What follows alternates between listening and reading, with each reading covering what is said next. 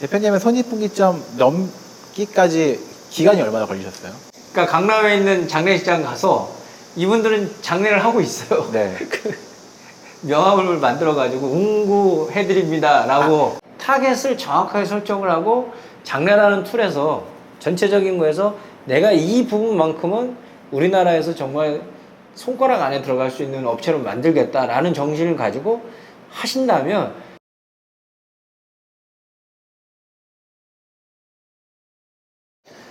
그러면은 저희가 그 장례 지도사에 대한 얘기를 했는데 이쪽이 조금 더 대표님 전공이실 것 같은데 장례 관련된 사업을 하시려는 분들, 그러니까 사업체를 자기가 운영하려고 이렇게 하시려는 분들이 있을 것 같은데, 뭐 아까 얘기했던 것처럼 고령화 사회로 가니까 그래도 이런 사업을 내가 사업의 사장이 되면 좀 괜찮겠다라고 생각하실 것 같은데, 한면으로 제가 드는 생각이 요령화 인구는 많아지긴 하는데 저희가 채비에 대한 걸 소개시켜드린 영상도 있었고 거기에 댓글들도 굉장히 호의적인 댓글들이 많거든요. 그러니까 장래를 축소시키려는 분위기가 간소화시키려는 뭐 무빈소도 마찬가지고. 그렇죠, 그렇죠. 그리고 장지 부분도 이제 막 정리하려고 하잖아요. 예전에는 네. 굉장히 크게 많이 하다가 이제는 조금씩 없애는 부분이긴데, 그러면은 이게 업체를 운영하실 입장에서 지금의 체감이 더 뭔가 성장하는 사업인지 혹은 조금은 후퇴하는 사업인지 느낌이 어떠실 것 같으세요? 그러니까 수적인 부분에 대해서는 당연히 늘어날 수 있는데 지금 PD님이 얘기하신 대로 전체적으로 장래에 관련돼서 사용하시는 비용들은 만약에 한 분이 장례를 했을 때 뭐 한 800만 원에서 1200만 원이 든다 그러면 앞으로는 제가 볼 때는 그 평균치가 줄어들 것이란 말이죠. 그게 전체적인 게. 네. 그래서 이제 그 수량은 늘어나지만 전체적으로 지출되는 금액들 자체가 거기에 비해서 비례적으로 늘어날 것이냐라는 거는 지켜봐야겠는데 점점점 그 비용들이 간소화되고 있는 거는 사실이에요.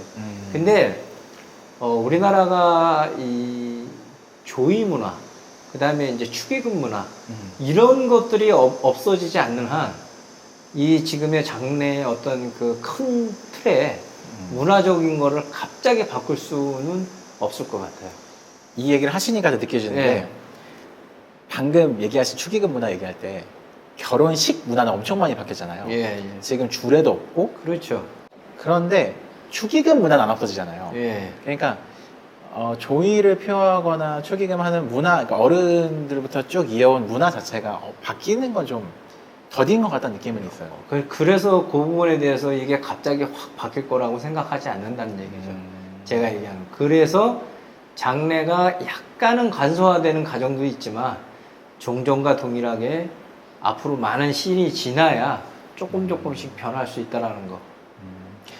다른 업체나 또 다른 분야에 비해서는 장래 문화는 조금은 더디게 변할 가능성이 크다. 그렇죠. 네. 네. 그러면은 혹시라도 내가 지금 장래 관련된 업체를 사업을 시작하고 싶다라는 분들한테 뭐 경쟁상대가 될 수도 있겠지만 그런 거 말고 그냥 선배 입장으로 좀 하시고 싶은 이야기 같은 게 있으실까요? 그러니까 우리가 일본의 사례를 좀 보면 일본의 장례는 우리하고 조금은 틀려요.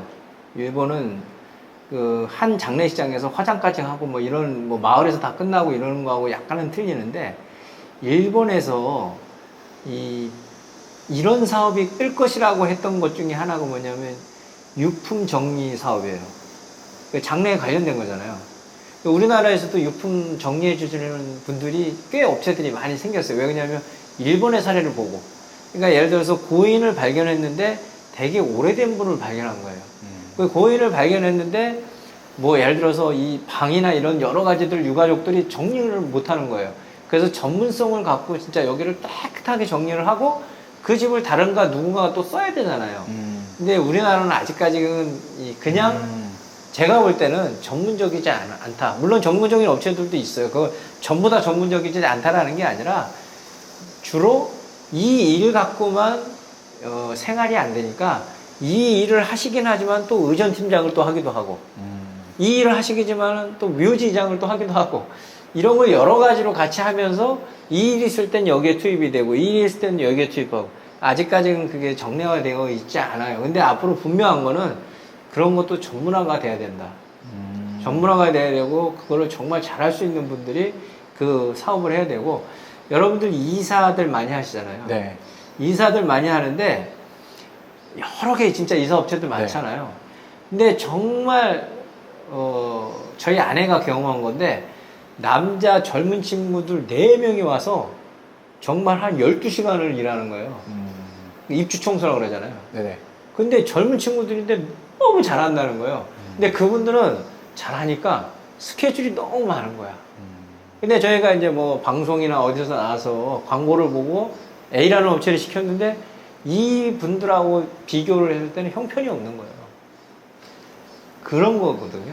그러니까 장례라는 것을 볼 때 그냥 장례식이라고 생각하면은 우리가 내가 장례식 많이 가봤으니까라고 생각할지 모르겠지만 점점 더 전문화되고 있기 때문에 생각보다 전문성의 차이가 앞으로 날 수 있다. 예. 그 전까지는 좀 덜 전문적이었지만 그래서 만약에 이제 이 영상을 보시면서 이제 장례 쪽에 관련된 비즈니스를 준비하시려고 하거나 아니면 들어오시려고 하시는 분들은 저는 그렇습니다. 장례라는 게 여러 가지 있을 수 있잖아요. 뭐 묘지 쪽도 있을 수 있고 장례 의전 상조 쪽도 있을 수 있고 그다음에 뭐 예를 들어서 다른 뭐 제품을 만든다든지 물품을 만든다든지 도소매라든지 이런 게 있을 수 있는데 정확한 타겟을 좀 설정했으면 좋겠어요. 그러니까 예를 들면 저번에 저희가 수목장 얘기할 때 예.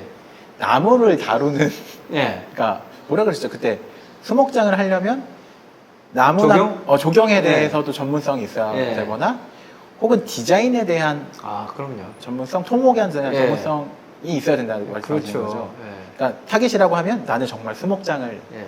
정말 잘 해보겠어. 라고 좀 더 구체적인 전문성 같은 걸로. 그러니까 저 같은 경우는 이제 뭐 그 수목장이나 공사를 크게 해야 되는 집들에 대해서 저희가 조경 전문가는 아니잖아요. 네. 그러면 조경 전문가하고 협업하겠습니다라고 저는 아예 얘기하고 시작을 해요. 그래야지 조경을 갖다가 제가 알고는 있지만 전문가는 아니잖아요. 조경을 또 전문적으로 하시는 분들이 있잖아요. 그런 차원에서 제가 말씀드리는 거고 저 같은 경우는 뭐 일반인도 하고 불교인 분들도 하고 천주교 분들도 하지만 회사 이름이 요셉의 사람들이라는 정확한 기독교인의 어떤 타겟 설정을 하고 회사 이름도 저는 기도하면서 만든 거거든요. 그러니까 이제 그게 꼭 여러분들이 뭐 종교적인 것을 타겟을 하라 이런 건 아니지만 타겟을 정확하게 설정을 하고 장례라는 툴에서 전체적인 거에서 내가 이 부분만큼은 우리나라에서 정말 손가락 안에 들어갈 수 있는 업체로 만들겠다라는 정신을 가지고 하신다면 우리 일뿐만 아니고 A, B 상조 회사에서 하고 있는 일도 저희들한테 맡길 수 있거든요. 일종의 외주식으로. 네. 그렇기 때문에 전문화가 필요할 것 같아요. 제가 생각할 때는. 이전까지는 장례 업체라고 하면 뭐 장례, 이장 뭐 이런 것들을 다 동시에 다뤘지만 앞으로는 전문적으로 조금 타겟되어서 이거만큼은 내가 우리나라에서 최고다 예. 라는 게 있는 방향으로 흘러가는 게 좋을 거다. 지금 상조회사도 주 타겟은 장례 의전인데 상조인데 이제 뭐 이장도 합니다, 뭐도 합니다, 뭐 묘지 관리도 합니다 이런 건 다 외주 주는 거거든요. 네. 예. 그분들이 하는 게 아니고.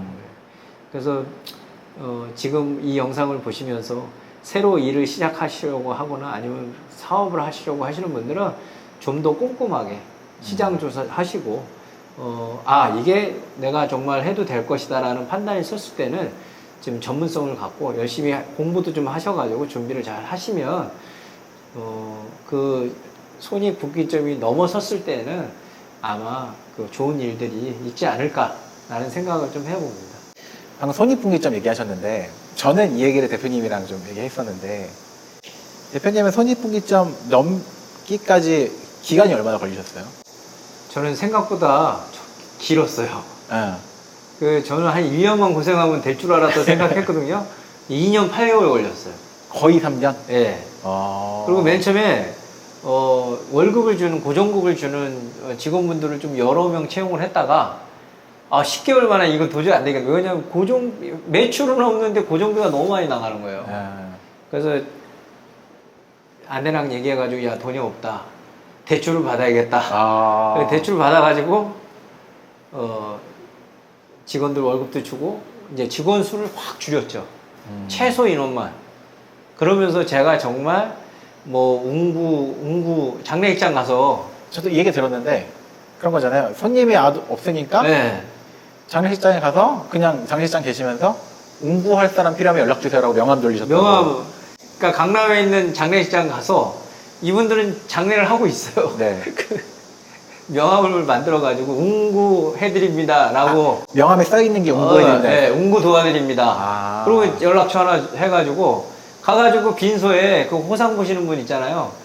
웅구 하실 분들이 보자라면 연락 주세요. 그래가지고 제가 웅구도 많이 했어요.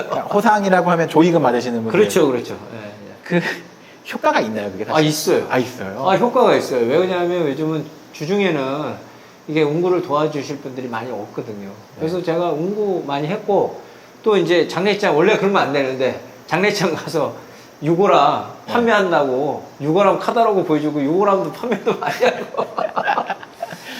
참 그랬던 적이 있습니다. 그러니까 뭐, 대표님이 유난히 힘들었다가 아니라 모든 업체는 네. 그런 시기를 지나야 되죠. 견뎌내야 되잖아요. 근데 이제 대부분 어떤 회사, 어떤 좀 상조회사 좀 규모가 있는 데는 이제 투자자들이 투자를 하잖아요. 뭐 예를 들어서 뭐 10억을 하든 50억을 하든 아니면 어느 공제회사에서 투자를 받아가지고 상조회사를 하나 만들어가지고 하잖아요. 그러면 일단 통장에 돈이 있잖아요. 그럼 매출이 일어나든 뭐 하든 다 쓰죠. 그래서 상조회사들이 맨 처음에 그거 만들었을 때 그런 고정비 때문에 이 매출이 손익분기점까지 올라오기 전까지의 그 기간들이 아마 저희 회사는 좀 빨랐던 걸 거예요. 어떤 회사 같은 경우는 3년 이상 손익분기점이 안 되시는 분들도 많이 있었죠. 그럼 뭐, 개인차가 굉장히 클 거고, 그렇죠. 그러다가 손익분기점을 못 넘고 또 정리하는 사업체도 있겠지만, 그래도 이 정도는 고생하셔야 된다라는. 제가 볼 때는 뭐 정말 능력 있고 훌륭하셔가지고 하면 뭐 1년만이라도 될 수 있죠. 근데 적어도 한 2년 정도는 길게, 2년 정도는 손익분기점을 2년 목표를 한다 그러면 2년 정도는 정말 제가 집에 생활비를 어느 정도 줄 수 있는 그게 시드머니가 돼야 시작할 수 있다. 직원들도 또 채용해서 월급을 줘야 되니까 그런 걸로 생각을 하시면 제가 볼 때는 좀 좋을 것 같아요. 최하 2년 정도는 잡으시라. 그죠. 대표님도 원래는 나름 우리나라 대기업에 일을 하시다가 정리하시고 그래도 하신 거니까 그러니까 그런 걸 한 2년은 견딜 수 있는. 그 퇴직금 받은 거가 있었잖아요. 네. 퇴직금 받은 거 다 써가지고 이제 대출을 받은 거. 그러니까 내가 막 이 사업을, 모든 사업이 그렇겠지만 시작하자마자 무슨 이렇게 목 좋은 장소의 음식점처럼 사람들이 막 몰려드는 게 아니라 그렇죠. 이미 자리를 잡고 있는 업체들도 많고 아. 내가 거기에 새로 들어가니까 한 2년 정도는 고생하실 수 있다. 2년 정도는 버셔야 된다. 근데 이제 뭐 직장을 들어가서 경험을 쌓으시는 분들은 또 그게 들어갈 수 있으니까. 그 손익분기점을 넘게 하는 힘이 아까 대표님 말씀으로는 전문성이 그 중에 하나일 것 같은데. 그렇죠. 전문성하고 좀 노력하는 거나 좀 네. 빨리 얼마만큼 공격적으로 마케팅을 하느냐 이제 그런 부분이겠죠. 아무래도. 대표님은 그러면 어떤 공부를 좀 많이 하셨어요? 우리 회사는 그래도 나는 이걸 위해서 이걸 공부를 했다. 이제 2008년도에 시작을 하고 2010년 정도 2010년 정도부터 수목장이라는 게 이제 뭐 좀 시장이 좀 여러 가지로 좀 이슈가 됐었어요. 그래서 저는 그때 저번에 말씀드린 대로 조경 공부를 좀 했고요. 조경 공부를 해서 수목장을 어떻게 꾸며야 되는지, 이제 어떤 공사 공법들이 있는지, 이런 거에 대해서 이제 제가 뭐, 건설 쪽, 건축 쪽은 제가 잘 몰랐거든요. 그래서 그쪽 부분도 이제 아는 분들한테 좀 만나서 공부도 하고, 도면 보는 것도 좀 공부를 했고요. 그 다음에 나중에, 대학원 과정을, 동국대학교에 생사문화산업학과라고 대학원 과정이 있는데 석사 과정이 있습니다. 네. 그래서 거기 가서는 이제 어떤 심리적인 거, 유족에 대한 어떤 그 마음을 어떻게 읽어야 되는지, 그분들을 어떻게 위로해야 되는지, 철학적인 거하고 또 의례 쪽. 제가 출신 자체가 장례 지도사 출신은 아니고 와서 일하다가 저도 자격증을 민간 자격증에서 다시 이제 국가 자격증이 되면서 제가 공부해서 땄던 거니까, 그래서 좀 전문성을 갖기 위해서 저는 대학원 과정이 우리나라의 동국대학교에 있어요. 네. 석사 과정이 상장내가. 그래서 거기 가가지고 이제 그 2년 학기로 5학기 논문을 쓰면서 제가 공부를 좀 했죠. 대표님 감사하고 또 많은 분들한테 도움이 됐으면 좋겠어요. 그러니까 뭐 오늘 말씀드린 거는 저희 장래의 어떤 정답이 아니라 제 개인적인 의견이었다는 거 여러분들 잘 알아주시고요. 뭐 새롭게 이쪽에 있어서 뭐 관심이 있거나 또 기타 또 문의사항이 있으시면 언제든지 연락 주시면 좋은 그 앞에 일했던 사람으로서의 어떤 좋은 이야기들, 필요한 이야기들 많이 들려드리도록 하겠습니다. 저희는 또 다음에 좋은 영상으로 찾아뵙도록 하겠습니다. 감사합니다. 감사합니다.